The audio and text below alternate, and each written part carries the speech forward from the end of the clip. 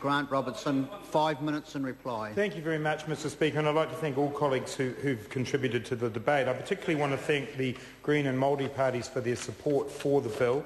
I recognise that my colleague Dr Norman perhaps was concerned about the lack of progress on this issue under the previous Labour government. I do think it is important to note that this bill was proposed and put into the ballot by Marion Street during the last Parliament. It is an issue that Labour feels strongly about. I do acknowledge that as a person who wasn't part of the previous government, that I come in here with a fresh look at these matters, and I think it's extremely important.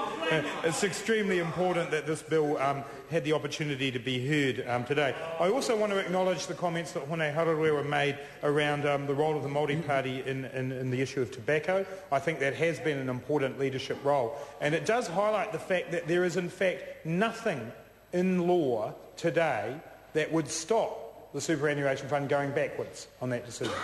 There is nothing that would actually stop them from doing that, which is why we need to move beyond minimums.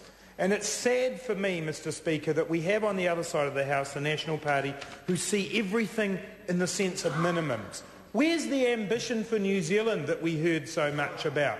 Where's getting out there on the front foot and saying a bill like this is good for New Zealand? It's good for our reputation internationally. It reinforces everything we try to say about New Zealand on the world stage. It doesn't just rely on minimums, on the fact that some good things have happened in terms of investment. What this bill is trying to say is that we can actually be proactive. We don't have to be defensive. We don't have to be passive about our commitment to sustainability, about our commitment to human rights. We can actually be active on the world stage, promoting what we believe in, not only because we think it's good for the planet today, but because we believe in making positive change on those matters.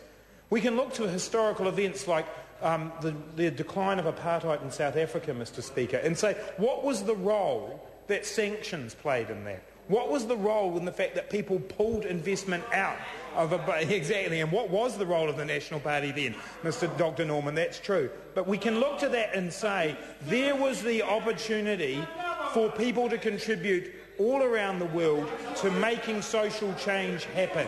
That possibility stands again if people are prepared to back this bill. The National Party's main arguments, Mr Speaker, against this bill is that the market will provide. The market will provide. Well, that is simply not true, because the investment procedures could change overnight without the kind of legislative protection that's in here. That is a defensive, negative position from the National Party, and it simply follows along with the tyre-kicking style of the government Mr Joyce likes to influence with that view, that we'll go along with where public opinion is. We're not too interested in showing any leadership here. This is the opportunity to show leadership. The already established ethical investment principles, such as the UN ones, which the superannuation fund follow, are good and are useful. But they set a benchmark. And it's interesting to note, Mr Speaker, that companies who are particularly focused on ethical investment questions, like HSBC, have moved to develop their own guidelines around things like climate change, specifically because they don't believe the UN principles go far enough. And that's what this bill is trying to do. Let's move away from a passive stance on ethics and sustainability to a more positive one where New Zealand uses it to our advantage globally, rather than sitting back and saying we simply put in law a clause that says these investment funds mustn't do anything that's prejudicial to our reputation, instead of going out to try and enhance our reputation. Mr Speaker, in conclusion, I want to thank all those organisations who've supported this bill and these issues, and I'm sure will go on supporting them. I also want to mention Dr Robert Howell. I want to thank my intern Hannah Bloomhart, who's done a significant amount of work in helping develop the Labour Party's position around this issue and the speeches that have been given here today. Mr Speaker, New Zealand has an opportunity to be a leading global citizen, to make real the statements we often make about punching above our weight, and to ensure that our investment funds invest in companies that are ethical, that are sustainable and that are positive for the planet. I urge the National Party to support this bill, take it to Select Committee. It's not perfect, but it takes us steps forward in New Zealand's ethical investment and our reputation on the world stage. Members, this debate has concluded. The question is that the motion be agreed to. Those of that opinion will say aye.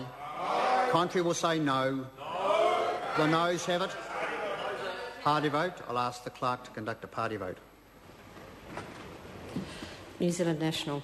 58 votes opposed. New Zealand Labour. 42 votes in favour. Green Party. 9 votes in favour. Act New Zealand. 5 votes opposed. Māori Party.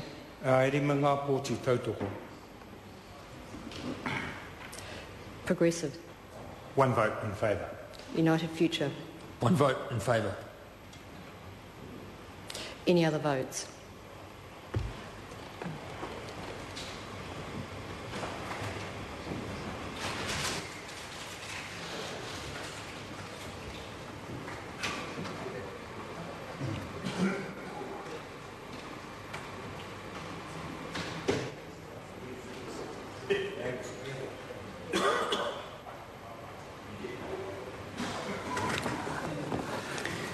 Members, the ayes are 58, the noes are 63. The motion is not agreed to. Call on members, order of the day number 3.